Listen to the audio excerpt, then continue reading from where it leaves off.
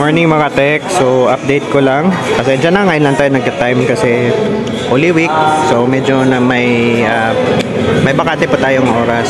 So pasensya sa ibang mga nagko-comment sa ating YouTube channel, hindi natin nasasagot about sa update sa H153381. So sa totoo lang, kagabi same issue, yung 'di ba last video ko is may out of 9 na TNT ko na SIM, dalawa lang talaga yung gumagana. So ngayon update ko lang, kaka-pull out ko lang kagabi ang dalawa kong modem. So ayan na yung modem natin, ito sa ilalim, and dalawa. So wala talagang naabil yung 649, pero andun pa rin siya sa ating smart na app. So may nag-comment din sa ating page dito, guys, nawala din sa akin pero nabalik na, trying to reply, si Ma'am Novi Grace Mungaya. So na-curious din tayo kasi sinasabi niyang libre daw yung kanyang pagcha-charge. Promise, nasayayan lang ako kasi nagamit ko after 1 day na wala. This is 4 days ago. Date pala natin ngayon is April 17. So ako nag-comment na din ako, hi ma'am. So as of today nawala talaga isang TNT ko. Ito yung kagabi. Upon checking po sa mga comments ni ma'am sa ating channel, sinabi din niya na ito, hanapin sa Blue App si Joel, Gracio Modems. So chinek ko din to si Sir Joel. So pagkakaintindi ko, si Sir Joel, nice yung kanyang profile pic, Jurassic Park no internet. Anyway, techie din to si Sir nagbabanlock siya, tsaka gumagawa siya ng mga open line services, tutorials. So talagang gusto ko malaman kasi talagang may ways pa ba. So chinat ko na lang din si Sir, try ko sa Facebook, sa Messenger. Ito yung reply niya. So good day sir, gusto ko sana kasi mag-collab. Nakita ko tong comment ng isang viewer ko, and ayun, wala daw solution sa PLDT 5G modem, wala kasing change IMEI.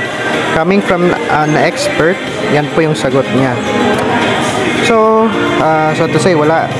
So try ko din, share ko na lang, hindi ko pa to na-try pero sana makatulong sa inyo. Si Master Jet, may nakita kong video niya. This is 1 month ago. So PLDT bypass siya, H1 531 168. Tama ba yun? Bypass. Ay, mali pala. Ito pala yun. Mali yung type ko. 153-681. Nagkarambol na yung nasulat ko. Pero anyway, shout out pala kay Sir Master Jet, no? Sana ito sa video niya nakakatulong. So simple yung ginawa niya. Sa kanya po itong the honors is all to Master Jet kasi tinulungan tayo. So ginawa niya lang, na bypass daw niya gamit ang cellphone. So ang gagawin lang first is tatanggalin yung SIM. Ito yung SIM. So ang gagawin, ganito. So since bypass to, ilalagay dito sa lalagay sa cellphone, forward ko lang. Tapos sinasabi niya dapat 5G.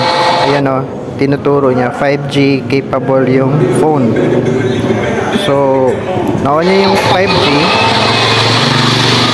and wala, maya may internet na yan. Ayun. So, gumagana siya. May internet na, ganun Kasi, ginagawa. Ito yung tricks. Ito yung pang bypass. Diba? May internet na siya. ang dating sa akin, Pagka nakapag-browse na yan, kailangan browse kasi na, para gumana yung TNT mo Yan na, ito na ginagawa. rare SIM I-flight mode mo. is ititrick mo yung network na parang phone pa rin yung gamit mo sa modem mo. So, ginawa niya, Pagka na-flight mode mo na, gawin mo ko rin yung flight mode niya yung kanyang cellphone. Ulit natin kasi nagsasalita pa ako, baka hindi niyo nakita. Ito yung pang bypass. Diba may internet na siya. Pagka nakapag-browse na So, yan. pwede nyo nakapag-browse i-check yung na, kanyang channel, yung Master YouTube. Jet. Yan ito ginagawa ko. I-flight mode mo. Flight mode. Kumbaga parang Tanggal may yung SIM. IMEI niya dito sa SIM. Parang So, mabilisan lang yung Tapos pagdano sabay mo natin kunin yung dyan. pagka na-flight mode mo na, sabay mo Pagkuha kunin ng yung SIM. SIM card. Ayan. Tapos sabay ilagay Tapos, dito sa sabay lagay dito sa sa wifi. Wi-Fi. So, unplug yan siya, tapos replug again. So, maya-maya Dahil niyan, na-fix yung pagka-connect na sa modem, Ika-copy yung ano. Ayan, gumana Yung na. nangyayari dito siguro, icons, hindi so, siya internet. try nyo na lang. Hindi ko sinasabing gumagana kasi hindi ko pa rin to na-try. Subukan ko ngayong araw, tapos popost ko na lang din sa next na mga videos ko. So, yun lang. Sana kung sino man naka-try nito, sinasabi nga ng iba, wag na lang daw i-post kasi baka makatay po daw sa ng smart network kasi ganoon naman talaga yung mga malalaking network kapag alam nilang may solusyon. So, wala lang. Gusto ko lang din makatulong kasi problematic din ako sa sitwasyon ng TNT. Sayang kasi yung dalawang modem ko. So, yun lang and please like, share, and subscribe. Salamat!